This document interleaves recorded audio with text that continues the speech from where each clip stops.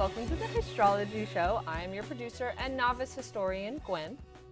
And I'm Lindsay Roth. I'm a licensed therapist and unlicensed astrologer. Quick note before we get started, this is meant to be a casual conversation about these two subjects, so if you're someone who takes either of them very seriously, this might not be the show for you. Thanks, Gwen. There are limitations to the observable universe, and also, nothing's real. And with that, let's dive into today's subject. Today we're talking about a fearless freedom fighter, someone who was stubborn, determined, righteous, a woman who's well known as probably the most famous conductor of the Underground Railroad. But did you know that she was also the first woman to lead U.S. troops into an armed assault? Right. Amazing. Her story goes well beyond what we've heard in our history classes. And so today we are talking about none other than Harriet Tubman. So, Araminta Ross, which is her birth name, was born into slavery in Maryland around 1822. Now we're already diving into the astrology because there's no records of exactly when she was born. And so there's some guesstimations online, and thanks to real historians out there, they assume that it is March 1822, based on kind of some documents that they've found. Anyway, this ambiguity, what does that mean for you? I was very insistent that we do someone who doesn't have birth documented because astrology is still for everyone. That's right. Yeah, because what we can do then is look at the outer, more slower moving planets that tend to shift years at a time. Right. So we know her outer planets. And then we can have fun speculating on whether or not she's an Aries or a Pisces. That's a stupid question. Yeah. We already know she's an Aries. There's no way. I don't know. I think she might be a Pisces. Shut up. Get out of here. Okay. Vote now at astrology.com. Yeah. We don't have that yet, but please. Yeah, don't do that. But maybe. We'd love to hear your opinion. Yeah, exactly. This will be fun to try and figure her out a little bit more. So Harriet's family was the property of the Brodess family, but Harriet, at a very young age, was rented out to a lot of other neighboring families around, I guess. At the age of 5, she worked for a woman called Miss Susan, and she had to take care of Miss Susan's baby. She was 5 years old. She was 5 years old. Taking care of a baby. And when the baby cried, she would get whipped. So that sucks. She's 5 years old. And she had those scars for the rest of her life. Yeah. One time when she was working for Miss Susan, she saw a bowl of sugar on the table. And when Miss Susan had her back turned, she stuck her fingers in to try and taste some of the sugar. Because she was 5. Because she was a child. Yeah. She was 5 years old, and who doesn't want to try sugar? Yeah. She said she couldn't help herself. She knew the consequences, and she couldn't help herself. She had to try it. But then Miss Susan must have heard her doing that, and so she ran and hid in the pig pen for like 4 days. Okay. At the age of like 5, eating pig scraps to survive. And then after day 4, she got so hungry that she had to leave and face the consequences of trying a little bit of sugar that is taunting her on the table, just out in the open. So that was lame. And then she also worked for this other guy, James Cook, which is weird. And she was forced to check the muskrat traps in the marshes. In the middle of winter. When she had the measles. When she had the measles. I don't think she had rubber boots then either. No, who knows? She's just out there. Yeah. So we all know how gnarly slavery was. These are some interesting details. I mean, she's a literal child, so it's really crazy to think about. And I do think for most reviewers, whatever you think slavery was, it's probably 300 times worse than you thought. That's what I've learned. 300 times. Yeah. Yeah, exactly. Yeah, like whatever you learned in a public school, yeah. Wait, that was scratching the surface. Totally. There was no regard to the family lives of slaves, right? So she had 2 sisters that were just sold off. Yeah. That she never saw again, she never heard from again. So that was really traumatic for her. At the age of 13, Araminta, this is major. Okay, so at the age of 13, Minty suffered a traumatic brain injury. So there was an altercation in the town where she was, and a white dude tried to hit a black boy with a 2-pound weight. and it ended up hitting Minty in the head, 2 pounds from across a room. So you can imagine the blow and the impact. Oh, yeah. She fractured her skull. She was not given any medical attention for about 2 days. When her mom was finally able to see her, she was asleep. She was unconscious for about 2 months, I think it was.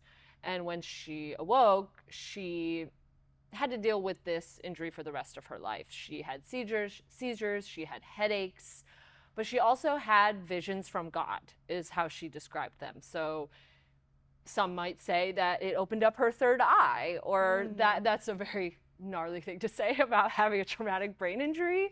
However, she was receiving direct visions from God, and she would speak to it that way, like she was communicating with God. And a lot of those visions were prophetic. They ended up being true. Yep. She was seeing the future. Yep, which isn't unusual with epilepsy. Yeah. Just epilepsy in general. Yeah, and Pisces. Okay, well, whatever. Maybe she's on the cusp. Yeah, that's what I think.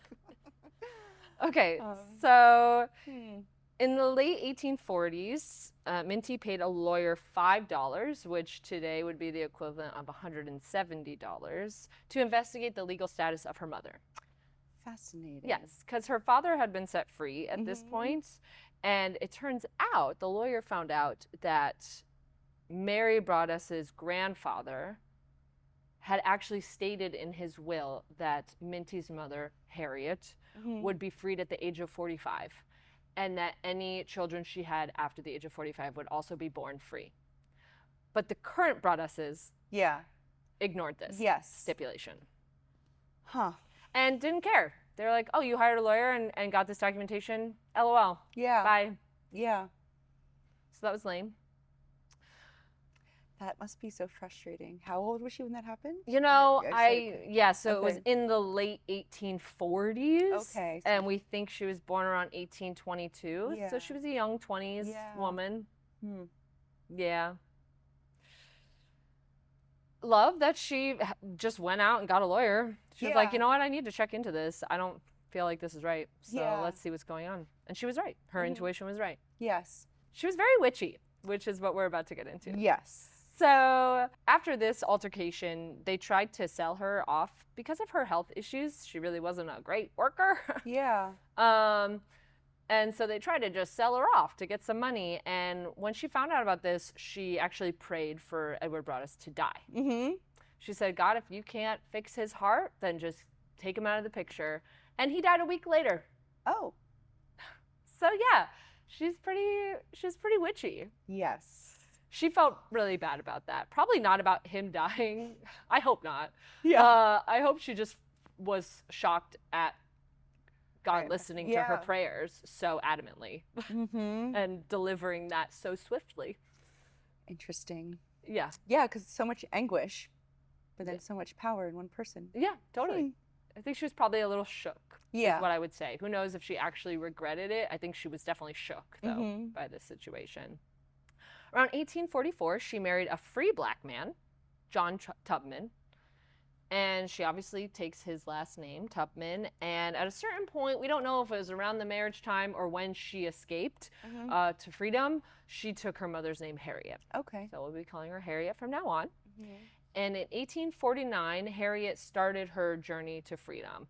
It's hard to say exactly like what was the thing that sparked this journey. I think it had just been building up for her for a long time. She wanted to escape to freedom.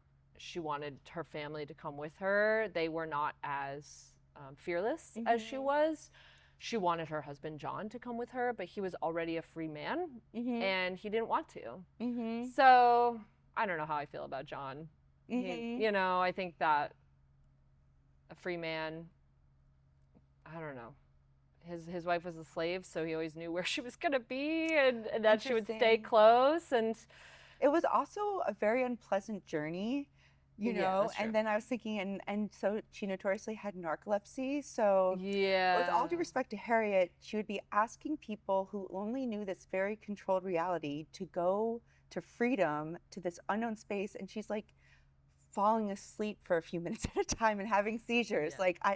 Like she'd be a challenging tour guide, even though she was wonderful and amazing. We find out later that she's actually an amazing tour guide, obviously, right? But so, but you don't blame people for maybe thinking that. Yeah, I don't like follow this witch into the woods. Girl, yeah, we're really gonna travel 100 miles with the brain that you have, and your brain injury. Yeah. But she was determined. She left. Her one time, her and her brothers tried to leave, but then her brothers turned back. That's what I mean. Wow. People just didn't have. She was fearless. Yeah. She was just fearless. That's the word that I found to best describe her, I think.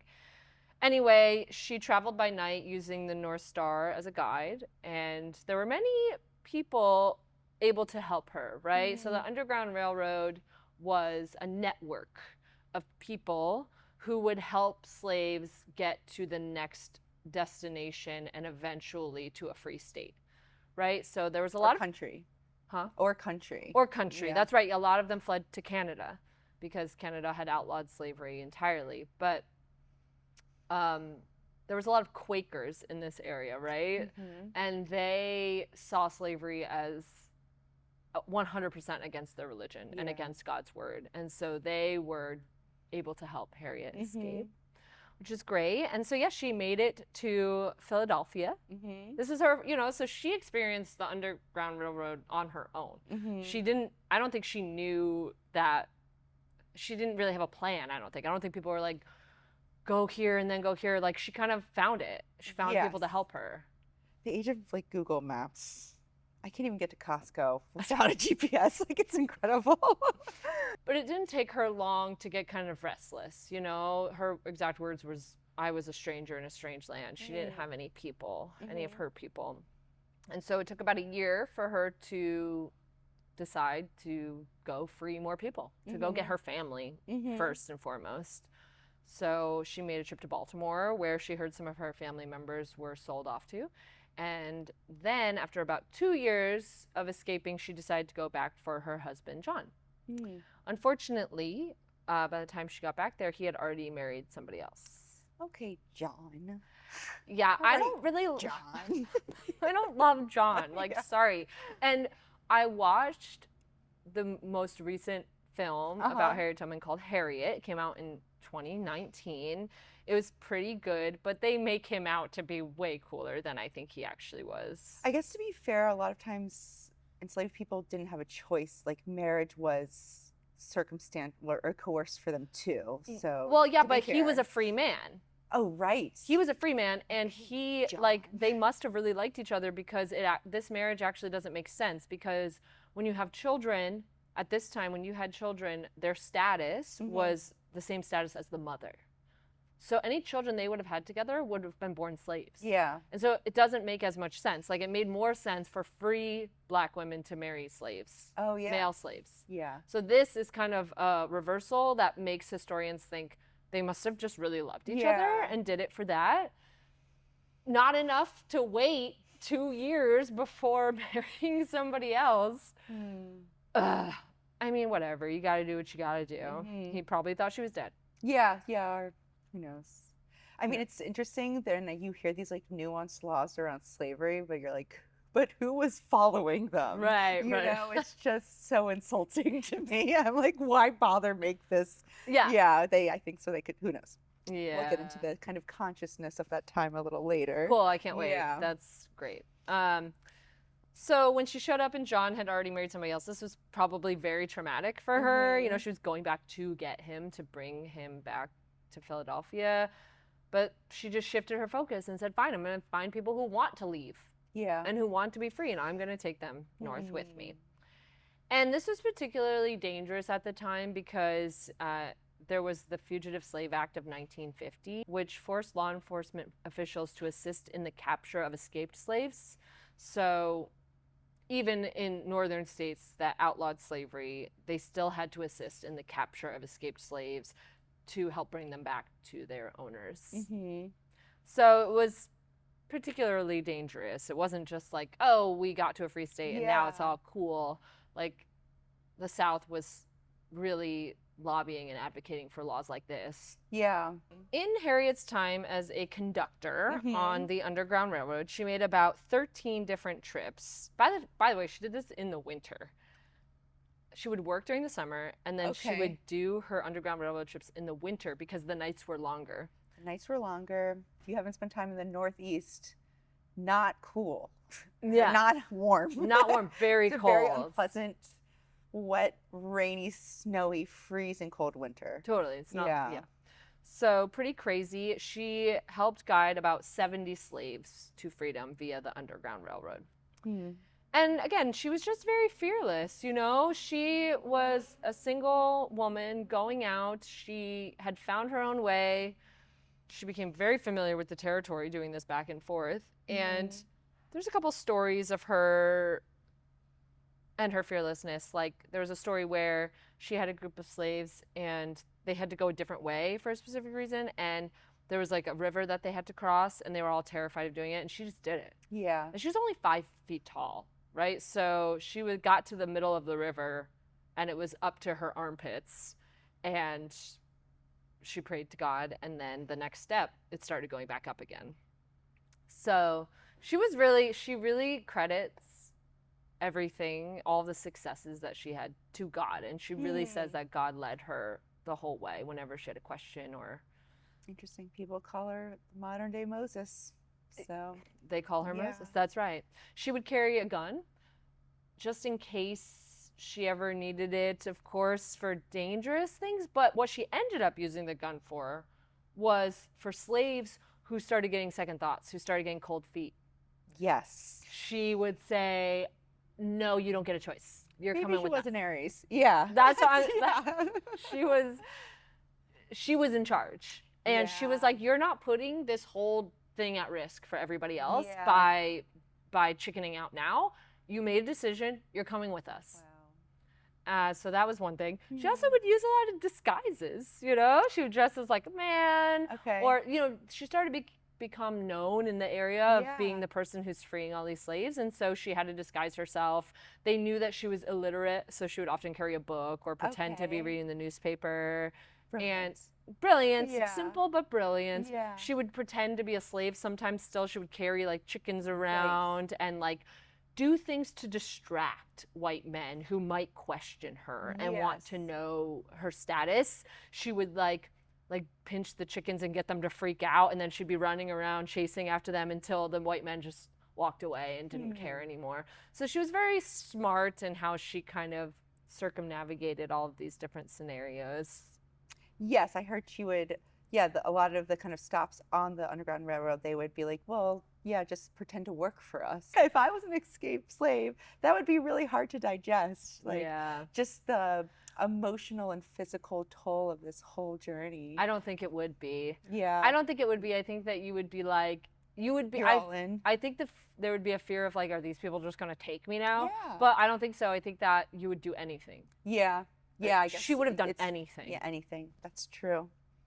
She was so, and I don't want to even say the word desperate. Like, I don't think desperate, it was desperate, like the need to get out of the life that she was living. But I think she was just determined. Determined is more the word I would use. Yeah. Seems like she was just like, yeah, I'll do it. Whatever I need to do, I'll do it. So this is what Harriet is definitely most known for. Like, me being a non-history person, I'm becoming a student of history, obviously. But when somebody says Harriet Tubman, I just think Underground Railroad. That's it. Like, that's what history is like for me in my mind. But that's not all. That's not all. She still had a very cool career after the Underground Railroad. And so the Civil War broke out in 1861, and Harriet had a vision that the war would lead to the abolition of slavery. Amazing. I know. She had a vision. And so she was like, okay, I volunteer. Let's make it happen. Okay. She served as a nurse in Port Royal, preparing remedies from local plants, aiding soldiers suffering from dysentery and infectious diseases. And she also made some money on the side selling pies and root beer. She don't stop. She could do everything. Yeah, that's amazing.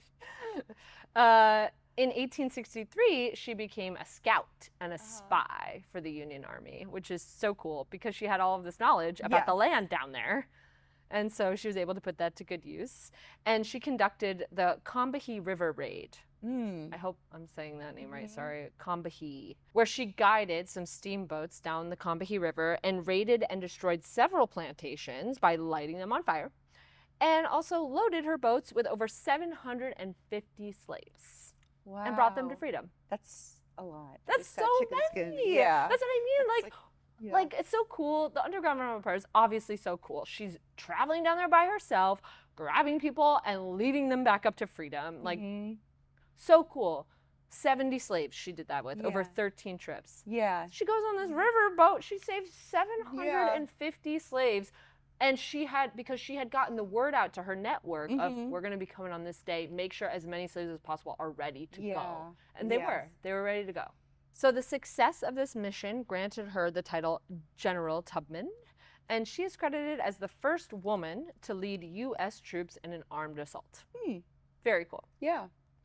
Despite her sacrifices and obvious contributions to the Union's cause, Harriet was not adequately paid for her time and efforts. You don't say. Yeah, shocker. And she spent a lot of the rest of her life in poverty. And she was still just, to most people, just another black woman. So she still experienced racism and prejudice, which is too bad, and violence. Like one example is she was trying to take a train back north and she showed them her government papers. Yeah. And they were like, get out of here. That freed you. Yeah. Yeah. I helped. I helped the army and they're like, no, you didn't. Go get in the cattle car. Yeah. So she's way ahead of her time. She was she's badass. Harriet spent her later years in Auburn, New York. It's very close to Rochester, where I went to college. It's like, are we shouting out Auburn for a reason? There's a lot happening in Rochester, New York. There's many statues to her and to Frederick Douglass.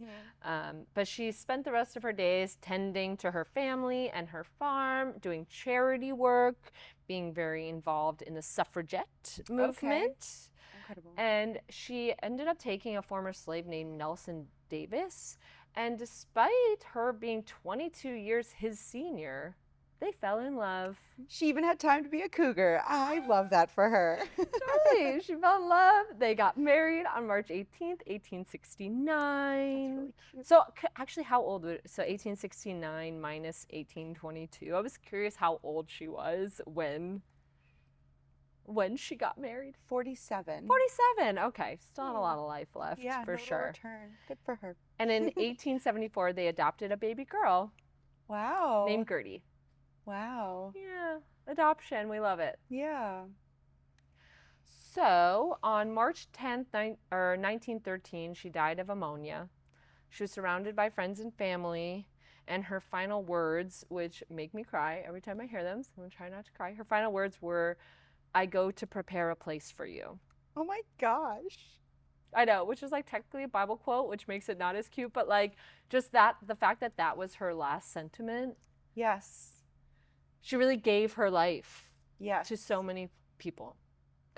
She couldn't even have her death as her own. Yes. She's like, I'm going to take this and prepare a place for you to come. My gosh. That's so Chiron of her, and we'll get into that. Okay, That's cool. incredible. It literally made me cry the other day when I read that. I was like, so selfless.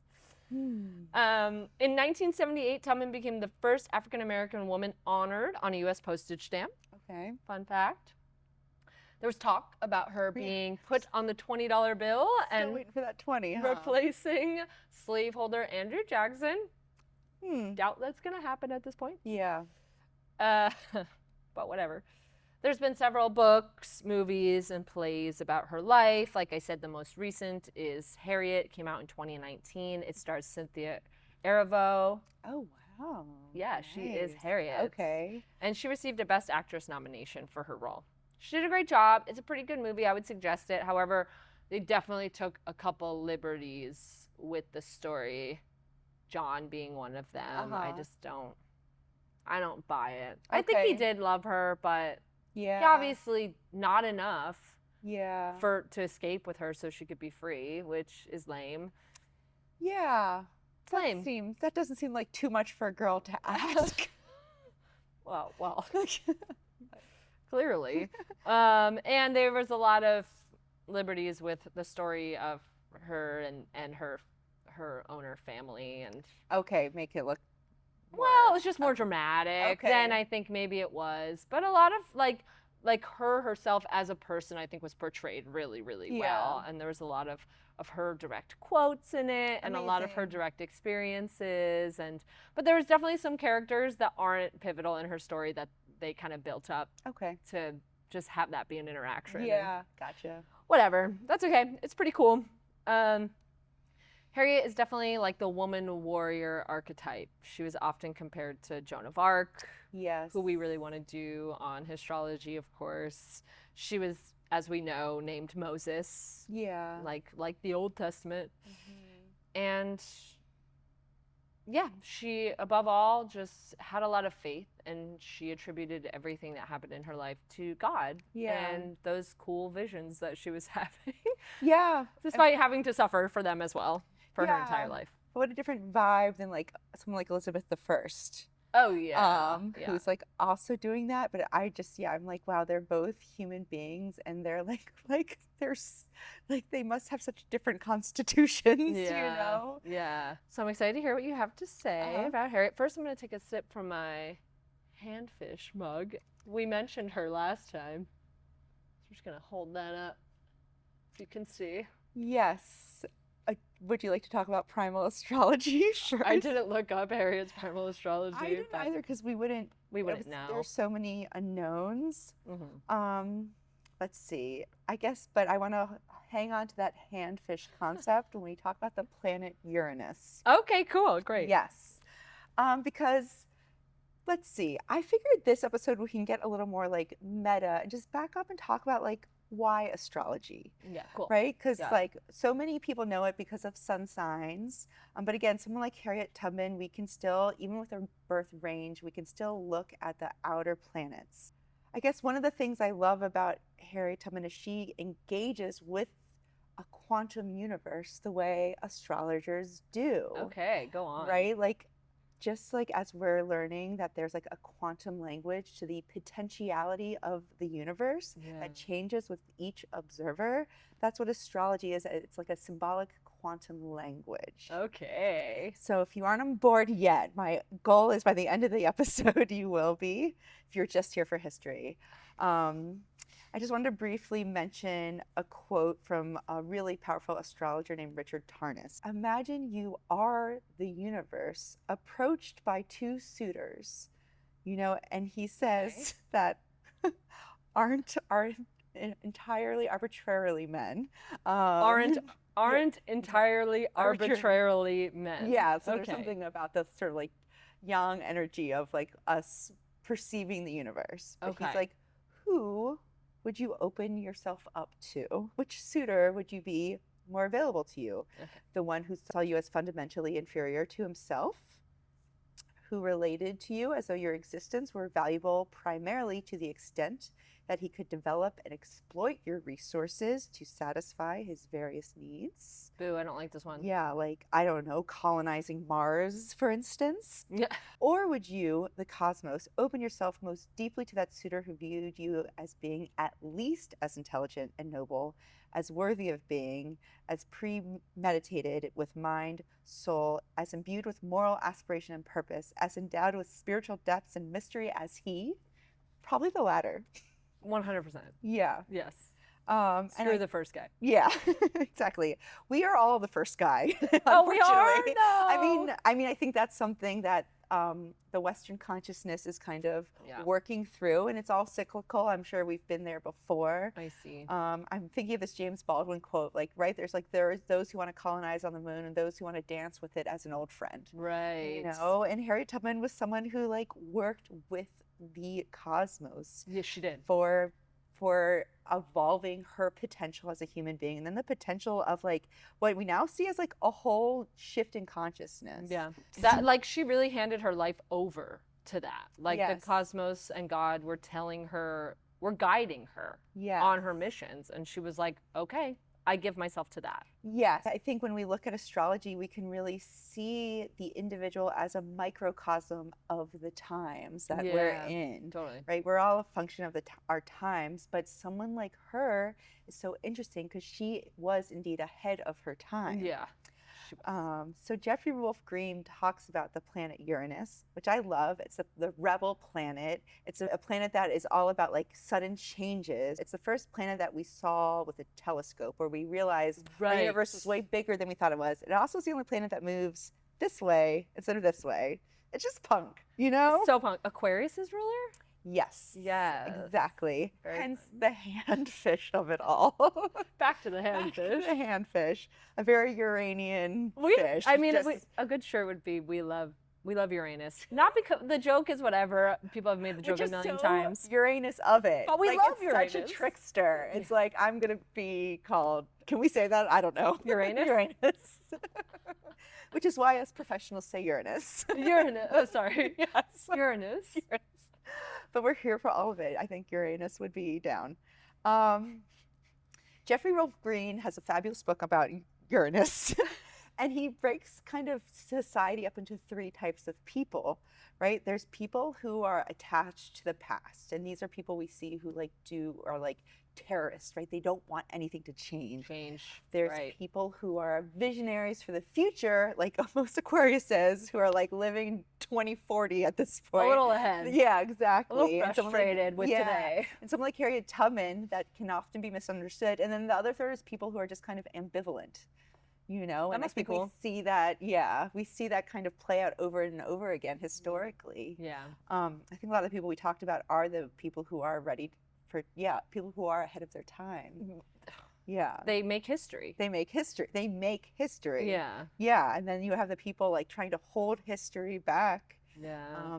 Very interesting. Who we might say are more like Saturnian. So, yeah, she was born during this interesting transit that is when Neptune, the dissolver, the dreamer, the visionary planet, is conjunct with Uranus, the awakener. Okay. But it's under the sign of Capricorn, which is like going to be resisting those structures. So she was a progressive in a not necessarily a progressive time, right? We still have like, white folks in America, like genociding Native Americans, right? All in the name of God and glory, and thinking they're doing, it's like, we had someone else with this transit, right? Where it's like the myth of progress. Yeah. You know, there's some people really benefiting it, but ultimately humanity is not advancing in any way. It's actually quite a primitive approach to domination, which is ultimately an evolutionary dead end. It is. It is. We did talk about this. Evolution of a species, cooperation. Yes, exactly. That is how you evolve. Yeah, very Aquarian. And so we're technically in the age of Pisces. This was when Saturn was in Pisces. Pisces is ironically, and all these signs have little paradoxes. Like Pisces is the last sign. It's the sign that we are all one. It's the return.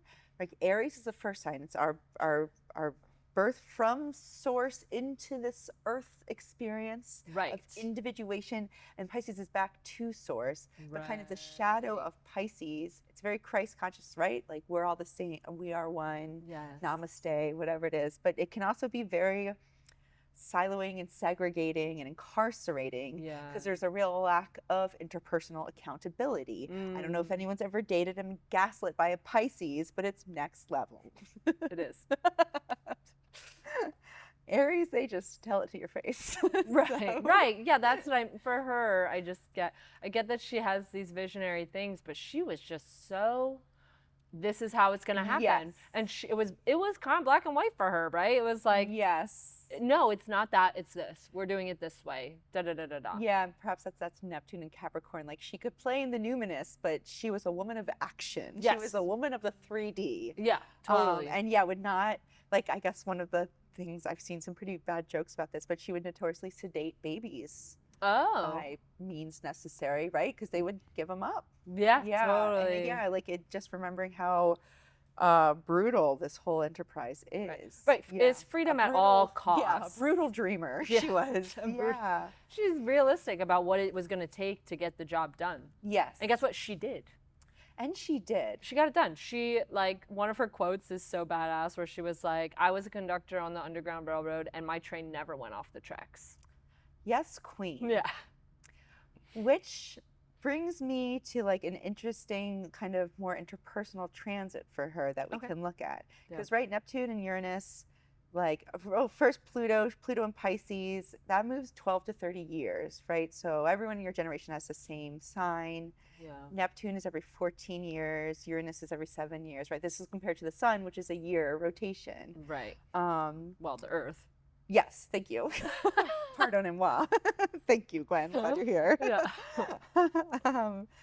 So in astrology, right, we look at the inner planets like Mars, Venus, right, Mercury, to look at like what are more your personal signatures vis-a-vis these transpersonal planets. Right. And there's this little asteroid comet hybrid that may or may not be a planet we called Chiron. That is like kind of literally the mediator of these kind of enterprises, right? It's between Saturn and Uranus.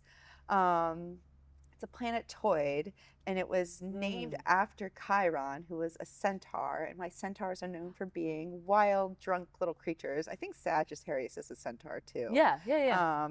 He was less fun, but he was a healer. Yeah. You mean Chiron was less fun and was a healer? Okay. Yeah, he was like the centaur healer. He was all business. And the horrible paradox of Chiron is he eventually died by his own medicine. Oh. Yeah, he was like treating a wound and accidentally like lanced his leg and died. And Harriet Tubman shows that paradox so well. Like even her last words were all about how she served everyone else. She had her Chiron in Aries, which I think is where we're picking up on that Aries vibe. Chiron in Aries. It's a generation that was born in I think people born 68 to 77. During COVID, they all had their Chiron returns. So I found the largest boomers to be those people on either side of the debate, right? Right, of course. They are very outspoken. It is about kind of getting your individual needs met. Yeah. But usually it's doing that in service of others, but not actually fulfilling your own. Yeah. Right? She suffered so much. That's how I feel. Yeah, you would think if you put yourself in her shoes, if you had escaped slavery, like I would be like, I'm chilling now. Yeah. I'm going to relax.